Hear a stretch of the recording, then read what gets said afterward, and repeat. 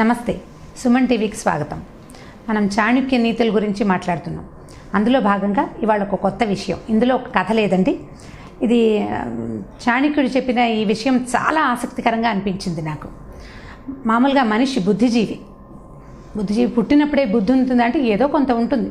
ప్రతిదాన్ని అనుకరించి మనిషి పెద్దవాడవుతాడు. ఒక్కొక్క విషయం ఒక్కొక్కళ్ళ దగ్గర నుంచి నేర్చుకుంటాడు. మొదట పుట్టగానే ఎవరికి ఏం పెద్దగా విషయాలు తెలియవు కదా. ఈ రకరకాలు నేర్చుకునే క్రమంలో మనం మన చుట్టుపక్కల వాతావరణాన్ని చూస్తాం, మన పెద్దవాళ్ళని చూస్తాం, స్నేహితులను చూస్తాం, లేదా ఎవరైనా బాగా ప్రఖ్యాతులైన వ్యక్తుల్ని చూసి ఒక్కొక్క విషయాన్ని మనం తెలుసుకుని నేర్చుకుని అనుసరించి ఎదుగుతూ ఉంటాం. ఈ ఎదుగుదల క్రమంలో చాణక్యుల వారు చెప్పారు, జంతువుల నుంచి కూడా మనుషులు నేర్చుకోవాలట. జంతువులకి ఏమీ నేర్చుకునే విధానం ఉండదు. అవి ఎవరిని అనుకరించవు మనుషుల్లాగా. వాటికి ప్రకృతే నేర్పిస్తుంది. ప్రకృతే సహజంగా ఒక గుడ్డులోంచి పిల్ల బయటకు వస్తుంది. ఆ తర్వాత వాళ్ళ అమ్మా నాన్న అంటే తల్లి పక్షి తండ్రి పక్షి దానికి ఎగరటాన్ని నేర్పిస్తాయి. ఎగరటం నేర్చుకున్న పక్షి కొంతకాలానికి బాగా రెక్కలు బలపడ్డాక ఎగిరి బయటికి వెళ్ళిపోతుంది. తర్వాత తను ఎలా నేర్చుకుందో అదే విధానాన్ని కొద్ది కాలంలో తను పెట్టిన గుడ్డులోంచి వచ్చిన పిల్లకి నేర్పిస్తుంది. జంతువులన్నీ కూడా ఇలా ప్రకృతి సహజంగానే తమ తాలూకు విషయాల్ని అన్నిటినీ నేర్చుకుంటాయి. కొత్తది ఏది వాటంతటవి నేర్చుకోవు. మనం ఏం చేస్తాము, ఈ జంతువుల్ని లేదా పక్షుల్ని మాలిం చేసుకుని మనకు అవసరమైన పనులని బలవంతంగా వాటికి శిక్షణ ఇస్తాం, అంతే కదా. అయితే ఇప్పుడు దాంట్లో సింహాలు ఉన్నాయి, తర్వాత ఏనుగులు ఉన్నాయి, పులులు ఉన్నాయి. మనం జూలో బట్లలో వాడుతూ ఉంటారు వాటిని. తర్వాత కుక్కలకి, చిలుకలు, పిచ్చుకలు అలాంటివి చిన్న పన్న ప్రాణులు మన దగ్గర చేరే వాటికి కూడా మనం కొంత శిక్షణ ఇవ్వగలుగుతాం. కానీ వాటంతట అవి ఏది చూసి నేర్చుకో. మనిషికి ఒక్కడికే ఆ అవకాశం ఉంది. అయితే ప్రకృతి సహజంగానే జంతువులకి వచ్చిన ఈ లక్షణాలని మనిషి కూడా ఫాలో చేయాలని చాణక్యుడు చెప్పారు. దీని మీద చాలా 6-7 మంచి శ్లోకాలు ఉన్నాయండి. అయితే ఆయన ఎలా చెప్తున్నారంటే, సింహాదేకం బకాదేకం శిక్షేత్ చత్వారి కుక్కుటాత్. మీరు నీతులు చెప్తామని సంస్కృత శ్లోకాలు చెప్తున్నారంటే సంస్కృతంలోనే ఉంది. ఈ మొదటి శ్లోకం మొదటి భాగమైనా చెప్తే ఇది కరెక్ట్గా చాణక్య నీతేనని కనెక్ట్ అవుతుందని చెప్తున్నాను. అయితే ఏం చెప్తున్నారంటే, సింహం నుంచి ఒక గుణం నేర్చుకోవాలట. సింహానికి సహజంగానే ఆకలిస్తుంది, వేటాడుతుంది. ఆ వేట అది వారి తండ్రి దగ్గర నుంచి నేర్చుకుంటుంది లేదా తల్లి దగ్గర నుంచి. ఆ తర్వాత దాని పుట్టిన సంతానానికి అది అలవాటుగా నేర్పించేస్తుంది.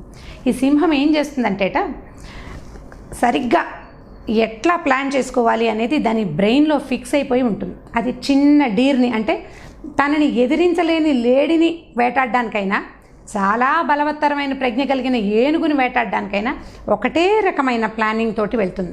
ముందు వెనక చూసుకుంటుంది, గుంపు నుంచి జంతువుని వేరు చేస్తుంది, తర్వాత ఒకటేసారి దాని మీదకి లంఘించి తన ఆహారాన్ని తీసుకుని తన తర్వాత తనకు సరిపడా తినేసిన తర్వాత వెనకాల జంతువులకి వదిలిపెడుతుంది. చిన్న ప్రాణులు తినడానికి వదిలిపెట్టేస్తుంది. అయితే ఈ ప్లాన్ చేసేటప్పుడు తన్ని ఎదిరించగలదు, తన్నగలదు, తొక్కగలదు అయినటువంటి ఏనుగు కోసం ఎలాంటి పర్ఫెక్ట్ ప్లానింగ్ తోటి చేస్తుందో అదే పర్ఫెక్ట్ ప్లానింగ్ తోటి లేడీని కూడా వేటాడుతుంది. సింహం నుంచి ఈ ఫోకస్ని మనం నేర్చుకోవాలి. ఈ ఒక లక్షణం సింహం దగ్గర నుంచి నేర్చుకుంటే చాలా ఎక్సలెంట్గా ఉంటుంది. ఫోకస్ కావాలి. అక్కడి నుంచి రెండోది చెప్తున్నాడండి, బకాదేకం అంటే బకము అంటే కొంగ నుంచి కూడా ఒక లక్షణం నేర్చుకోవాలట. ఏం నేర్చుకోవాలంటే, కొంగ తన శరీరాన్ని చాలా అదుపులో పెట్టుకుంటుంది దాని పని అయ్యేదాకా. ఈ చెరువుల్లో అక్కడ పల్లెటూళ్ళలో బాగా కనపడతాయండి. మనం ట్రైన్లలో, కార్లో ఎక్కడికైనా వెళ్ళేటప్పుడు చూస్తుంటాం. ఒక కాలు మీదే నుంచుని ముక్కుని రెక్కల్లో దాచుకుని ఎంత బొమ్మలాగా నుంచుంటుందో గంటల తరబడి వెయిట్ చేస్తుంది కొంగ. దేనికోసం అంటే కింద తనని నమ్మి తన కాలు దగ్గరికి వచ్చే చేప కోసం వెయిట్ చేసి, అది బాగా తనని నమ్మి ఈ ఒంటి కాలు మీద నిలబడిన కొంగని, ఆ కొంగ కాలుని కర్రపుల్లగా భావిస్తాయి చేపలు. అవి నమ్మేదాకా ఉండి చటుక్కను పట్టుకుంటుంది చేపని. తన ఆహారాన్ని సంపాదించుకోవడానికి కొంగ తన శరీరాన్ని అదుపులో పెట్టుకునే విధానాన్ని మనం అనుసరించాలి. ఆహారం దగ్గరే కాదు, అన్ని విషయాల్లోనూ. అక్కడి నుంచి శిక్షేత్ చత్వారి కుక్కుటాత్ అని చెప్పాడు. అంటే కోడి దగ్గర నుంచి 4 నేర్చుకోవాలట. కోళ్ళ దగ్గర నుంచి కూడా నేర్చుకోవాలంటే నేర్చుకుని తీరాలి. కోడి పొద్దున్నే లేస్తుంది. మన దగ్గర అసలు పొద్దున్నే లేవని వాళ్ళు కోకొల్లలు. Early to bed early to rise అనేది పురాతనమైన పద్ధతి. ఇప్పటికి కూడా అది కరెక్ట్గా చేయవలసిందే. ఈ పొద్దున్నే లేవని వాడు ఎందుకు కొరగాడని చెప్తారు. అయితే ఈ కోడి ఏం చేస్తుంది, పొద్దున్నే లేస్తుంది. తర్వాత ఏం చేస్తుంటే తనకి ఎంత కొంచెం ఆహారం దొరికినా కరెక్ట్గా తన పిల్లల మధ్య పంచిపెడుతుంది. మూడోది పోరాటం. ఎక్కడ దాని జోలికి ఎవరు వచ్చినా సరే ఒకటేసారి దాని మీద పడుతుంది. మీరు కోడి పందాలు చూడండి, కోడి అవతల కోడి చచ్చేదాకానో లేదా దీని మెడ విరిగేదాకానో అది ఊరుకోదు. పోరాటానికి దారి తీసినప్పుడు, లేకపోతే దానిపైన అది చేసుకుంటుంది, దాని దారిన అది తింటుంది, దాని దారిన అది తిరుగుతుంది, పొద్దున్నే కూసి మనల్ని నిద్ర లేపుతుంది, పోరాటానికి తెగబడదు. కానీ వన్స్ పోరాటం మొదలుపెట్టినప్పుడు మాత్రం చచ్చినా చివరిదాకా ఆపదు. అక్కడి నుంచి 4వది, కోడి ఏం చేస్తుందంటే ఒక ప్లేస్ని టెరిటరీగా పెట్టుకుంటుందట. అంటే పల్లెటూళ్ళల్లో కోళ్ళని చూసే వాళ్ళకి తెలుస్తుంది. చాణక్యుల వారికి ఈ సంగతి ఎలా తెలిసిందో నాకు ఎప్పటికీ అర్థం కాదు. ఒక ప్లేస్ని సెలెక్ట్ చేసుకుని ఆ ప్లేస్ ఇది నాది అని గిరిగి సెట్ పెట్టి అందులో ఇంకొక కోడిని కానీ ఇంకొక పక్షిని కానీ చిన్న పిల్లిని కూడా రానివ్వదు. తన ప్లేస్ని తన కిందే ఉంచుకుంటుంది. అంటే టెరిటరీస్ ఏర్పరచుకోవటం, ఇది నాది, ఇందులోకి ఇంకొకటికి నేను అవకాశం ఇవ్వను అనే ఒక గిరిగీసి అట్టు పెట్టుకుంటుంది. ఇది కోడి నుంచి నేర్చుకోవాలి. అయితే దీని తర్వాత చెప్తున్నది చాలా విచిత్రంగా ఉంటుందండి. కాకి నుంచి నేర్చుకోమంటున్నారు.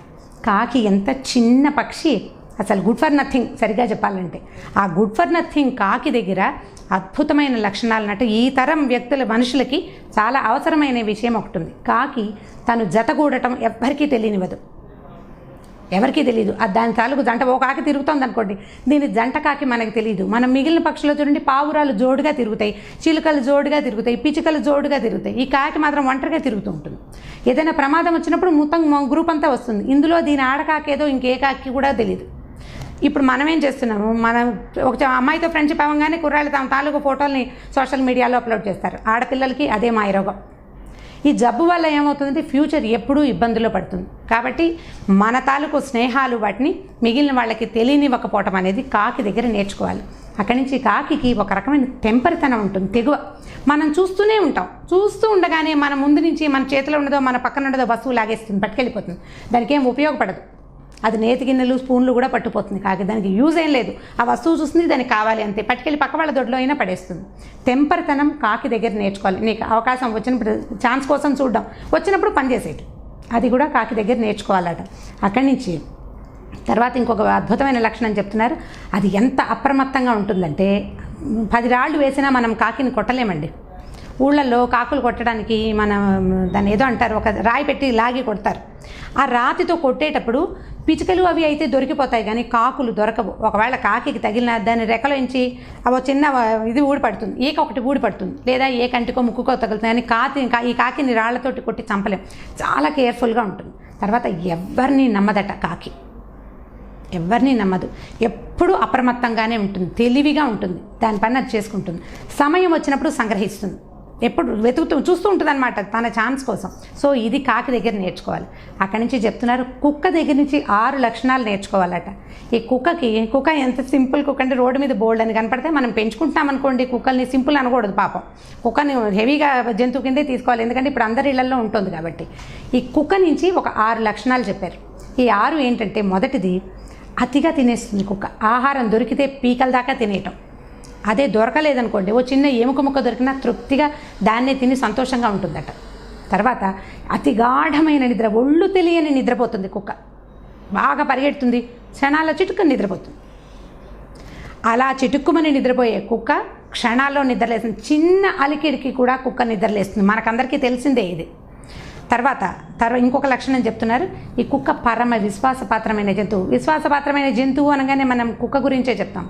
మనం ఎవరి దగ్గరైనా సహాయం తీసుకుంటే వాళ్ళ పట్ల కృతజ్ఞతగా ఉండటం అనేది తప్పనిసరిగా కుక్క నుంచి నేర్చుకోవాలి. 6వ లక్షణం ఏంటంటే, కుక్క దగ్గరున్న శూరత్వం. ఈ అవతల వచ్చిన వ్యక్తి నన్నేమైనా చేస్తాడేమోనన్న భయం ఉండదు, దానికి భయం ఉండదు. ఆ తర్వాత వచ్చిన జంతువు, ఈ మధ్య చూసాం వాట్సాప్లో యూట్యూబ్లో కూడా కొన్ని చోట్ల చూపించారు, ఒక చిరుతపులిని కుక్క తరిమేసిందని. చిరుతపులి ఎంత జంతువు, అది మీద పడిందంటే చచ్చిపోవటమే, చంపి తినేస్తుంది. కుక్కకి అంత ప్రజ్ఞం లేదు, కానీ శూరత్వం ఉంటుంది, తెగబడి పోట్లాడుతుంది. కాబట్టి ఈ లక్షణం కూడా కుక్క దగ్గర నేర్చుకోవాలి. అక్కడి నుంచి చివరిది గాడిద. ఆఖరికి గాడిద దగ్గర నుంచి కూడా నేర్చుకోవాలంటే మంచి విషయం ఎక్కడున్నా నేర్చుకోవాల్సిందే. ఈ మంచి విషయం గాడిద దగ్గర ఏముందంటేట, ఎంత బరువు వేసినా ఓపికగా తన శక్తికి మించిన బరువునైనా గాడిద మోయటానికి సిద్ధపడుతుంది. తర్వాత దానికి చలి, ఎండ, వాన అవేమీ ఉండవు. మిగిలిన జంతువులకు ఆ ఫీలింగ్స్ ఉంటాయి, గాడిదకి మాత్రం ఉండదు. చలి అయితే అది ముడుచుకుని పడుకోవటం అది ఏం చేయదు, చలిగా ఉన్నా తిరుగుతూనే ఉంటుంది. అండ్ 3వది స్వేచ్ఛగా తిరుగుతుంది. దాన్ని ఎవరు కట్టేరు, తన టైం ప్రకారం తన దారిని తను అలా తిరగడానికి గేసింగ్ అంటారు, బాగా తిరిగేస్తుంది. హ్యాపీగా వాక్ చేసుకుంటూ మళ్ళీ తన శక్తిని తను సంతరించుకుంటుంది. అయితే చాణక్యులు రాజనీతి శాస్త్రంలో చెప్పారు ఈ సంగతి. ఇది ఆయన చెప్పింది అయితే రాజు కోసం చెప్పారు. మనం ఇప్పుడు మన దగ్గర ఇప్పుడు రాజులు లేరు. రాజులు ఈ 20 లక్షణాలు ఉంచుకోవాలి అని రాజులు లేరు. అయితే ఎవరున్నారు మనకి?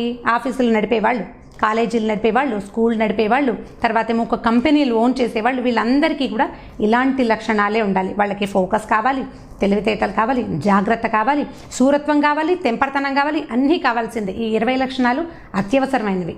తర్వాత వాళ్ళందరికీ కంపెనీలు ఉన్నాయండి, మాకేమీ లేవంటే ప్రతివాడు వాడి జీవితానికి వాడే రాజు. ప్రతి వ్యక్తి మన జీవితానికి మనమే రాజులం కదా.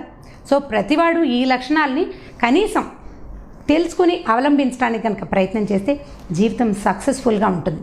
మన జీవితానికి మనమే కింగ్ అనుకుని ఈ లక్షణాలను కనుక మన జీవితంలో కనీసం కొంచెం ఇంప్లిమెంటేషన్కి ప్రయత్నం చేస్తే చాలా బాగుంటుంది. ఇది రాజులకే కాదండి, మామూలు వ్యక్తులకు కూడా తప్పకుండా దీన్ని పాటించాలి. ఎంత అత్యద్భుతంగా అనిపించే విషయం ఏంటంటే, చాణక్యుడు బ్రాహ్మడు, మనకు తెలిసిందే కదా. ఆయన ఈ కోళ్ళని, కుక్కల్ని, గాడిదల్ని, వీటన్నిటిని ఇంత అబ్జర్వేషన్ ఎలా చేశాడా అనిపిస్తుంది. సో ఇప్పుడు మనం ఇంకా నేర్చుకోవాల్సిన సంగతి ఏంటంటే అబ్జర్వేషన్ కావాలి. మన తాలూకు పూర్తి పరిస్థితుల్ని, పూర్తి ఎన్వైర్న్మెంట్ని, మన చుట్టూతా ఉన్న పరిసరాలని మనం అబ్జర్వ్ చేస్తే జీవితం మీద మనం పట్టు సాధించగలుగుతాం. ఈ వీడియో కనుక మీకు నచ్చినట్లయితే లైక్ చేయండి, షేర్ చేయండి. మరిన్ని వీడియోల కోసం సుమన్ టీవీకి సబ్స్క్రైబ్ చేసుకోండి.